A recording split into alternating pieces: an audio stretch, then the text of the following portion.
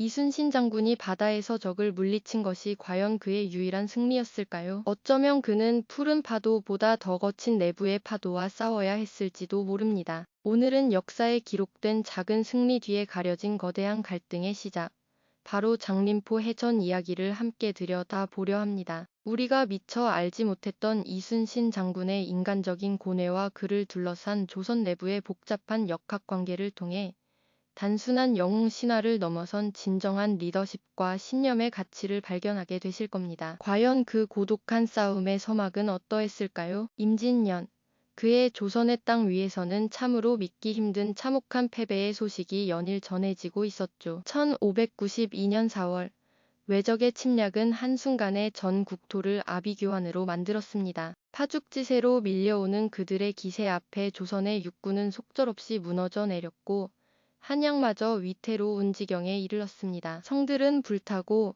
마을은 쑥대밭이 되었으며 백성들의 삶은 그야말로 풍전등화와 같았습니다. 곳곳에서 피어오르는 비명과 절규는 온 나라를 뒤덮는 검은 연기처럼 희망을 집어삼키는 듯했죠. 나라의 근간이 흔들리는 거대한 혼란 속에서 조선 백성들은 깊은 절망감에 빠져들 수밖에 없었습니다. 육지에서 벌어진 참패는 바다에도 그림자를 드리웠습니다. 당시 조선 수군은 그야말로 열악한 상황에 처해 있었습니다. 오래도록 평화에 젖어 있던 조정은 바다의 중요성을 제대로 인지하지 못했죠. 수군은 보잘것없는 존재로 여겨졌고 그들의 무장이나 훈련은 미흡하기 짝이 없었습니다. 배들은 낡고 부족했으며 병사들의 사기는 바닥을 헤매고 있었죠. 조정은 오직 육지의 방어에만 급급한 나머지 파도치는 바다의 위협을 애써 외면하고 있었습니다. 이러한 무관심은 수군을 더욱 고립시키고 그들의 존재 가치를 퇴색시키는 결과를 낳았습니다. 바로 이때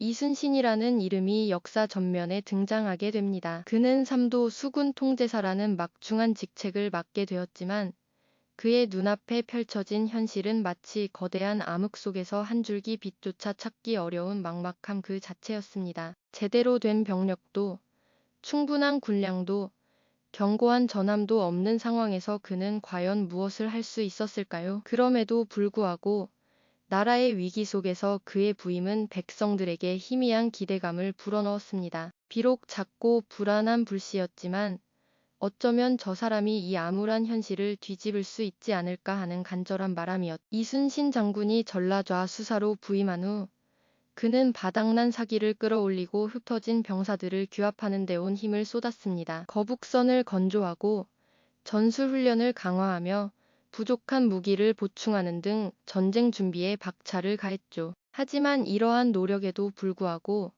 일본 수군의 끊임없는 약탈은 계속되었습니다. 그들은 조선 해안을 따라 출몰하며 백성들을 괴롭히고 물자를 약탈하며 조선 수군의 방어 태세를 시험했습니다. 마치 먹잇감을 노리는 굶주린 맹수들처럼 그들은 조선의 바다를 마음껏 휘젓고 다니며 조선의 무력함을 조롱하는 듯했죠. 장림포 해전은 바로 이러한 절망적인 상황 속에서 피어난 첫 번째 불꽃이었습니다. 일본 수군은 거제도 장림포에 정박하여 조선 해안을 노리고 있었고 이순신 장군은 더 이상 이를 좌시할 수 없었습니다. 그는 막중한 책임감과 함께 절망에 빠진 백성들에게 희망을 선사하고 무너진 나라의 기강을 바로 잡아야 한다는 굳건한 신념을 가지고 있었습니다. 과연 이순신 장군은 모든 것이 부족하고 절망적인 상황에서 이 작은 전투를 어떻게 승리로 이끌 수 있었을까요? 그리고 이 승리가 그에게 어떤 새로운 시련을 안겨주었을까요? 그의 고독한 투쟁은 이제 막 시작되려 하고 있었습니다. 그의 고독한 투쟁은 바다 위에서만 펼쳐지는 것이 아니었습니다. 장림포 해전의 포성이 먹고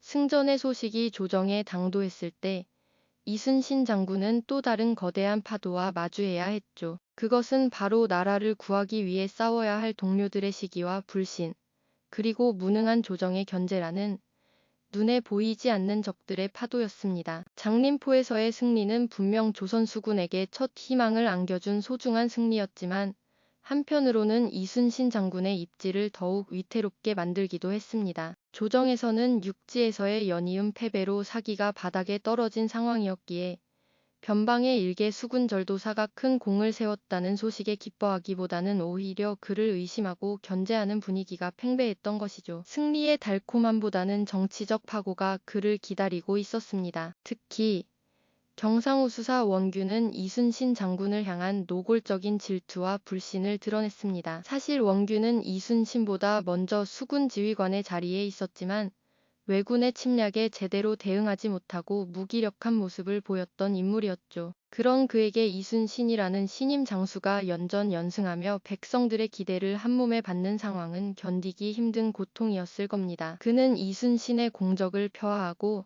마치 자신의 공인 양 포장하려 했으며 심지어는 조정에 이순신을 모함하는 보고를 올리는 일도 서슴지 않았습니다. 조정의 대신들 역시 마찬가지였습니다. 그들은 자신의 안위와 당파 싸움에만 골몰한 채 정작 백성들의 피눈물은 외면하고 있었죠. 이순신 장군이 올린 승전 장계는 그들에게 환영받기보다는 오히려 불편한 진실로 다가왔습니다. 자신들의 무능함을 드러내는 거울처럼 느껴졌을지도 모릅니다. 그리하여 그들은 임금 앞에서 이순신을 향해 날카로운 비난을 쏟아냈습니다. 그의 정과가 과장되었다느니 그가 백성들을 선동한다느니 하는 터무니없는 주장들이 난무했죠. 이순신 장군은 그저 묵묵히 그들의 비난을 감내할 수밖에 없었습니다. 그의 신념은 오직 나라를 지키는 것에 있었기에 정치적 공방에는 관심이 없었으니까요. 이순신 장군의 원칙주의적인 태도 역시 그를 고립시키는 결과를 초래했습니다. 그는 사실만을 보고하고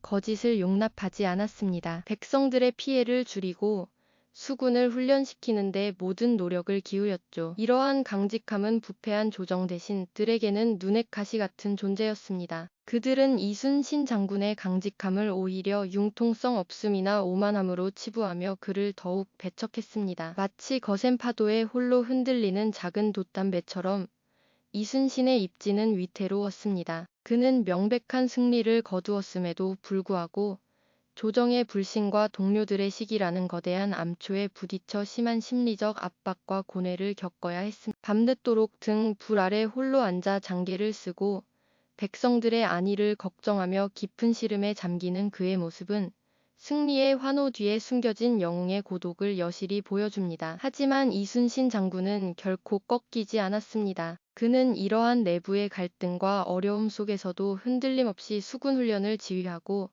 전열을 가다듬는 데 집중했습니다. 조정의 비난과 원균의 모함 속에서도 그의 눈빛은 흔들리지 않았죠. 오직 백성들을 지키고 나라를 구하겠다는 굳건한 신념만이 그의 마음속을 지배하고 있었을 겁니다. 그의 고독한 투쟁은 이제 막 시작되었지만 그의 굳건한 의지는 앞으로 닥쳐올 더 큰 시련들을 이겨낼 준비를 하고 있었습니다. 그의 고독한 투쟁은 이제 막 시작되었지만 그의 굳건한 의지는 앞으로 닥쳐올 더 큰 시련들을 이겨낼 준비를 하고 있었습니다. 하지만 그 시련들은 비단 외적과의 싸움에만 국한된 것이 아니었죠. 오히려 이순신 장군을 더욱 깊은 고뇌에 빠뜨린 것은 내부로부터 밀려오는 거대한 파도와 같은 불신과 질투였습니다. 장림포 해전에서 값진 승리를 거두고 조정에 승전보를 올렸을 때 그는 아마도 조선의 대신들이 환호하며 자신을 격려할 것이라 기대했을지도 모릅니다. 그러나 현실은 그 기대와는 전혀 달랐습니다. 조정의 분위기는 냉랭하기 그지없었습니다. 임진왜란 발발 후 육지에서 연전연패하며 도망치기에 급급했던 조정 대신들은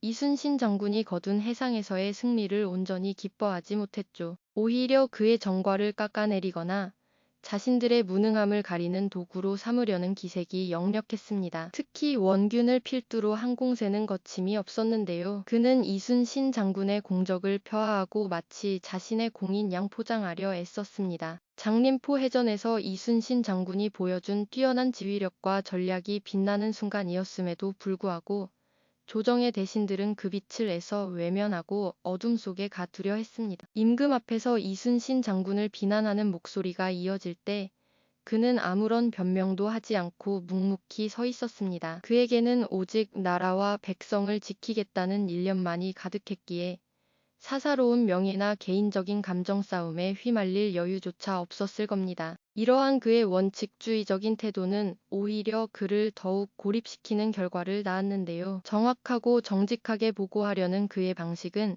과장과 거짓으로 전공을 부풀리려던 다른 이들의 심기를 불편하게 만들었죠. 마치 깨끗한 거울이 주변의 더러움을 더욱 선명하게 비추는 것처럼 말입니다. 승리했음에도 불구하고 이순신 장군이 겪어야 했던 심리적 압박과 고뇌는 이루 말할 수 없었습니다. 전장에서의 죽음보다 더 무서운 것은 어쩌면 아군으로부터 오는 배신감과 외로움이었을 겁니다. 밤늦도록 홀로 등 불 아래 앉아 장계를 쓰고 백성들의 안위를 걱정하며 깊은 시름에 잠겼던 그의 모습은 한나라의 운명을 짊어진 영웅의 고독한 뒷모습을 여실히 보여줍니다. 거센 파도에 흔들리는 작은 돛담배처럼 그의 입지는 늘 위태로웠죠. 언제 좌초될지 모르는 아슬아슬한 상황 속에서도 그는 결코 흔들리지 않았습니다. 그럼에도 불구하고 이순신 장군은 자신의 신념을 꺾지 않았습니다. 조정의 불신과 원균의 모함이 아무리 거세게 몰아쳐도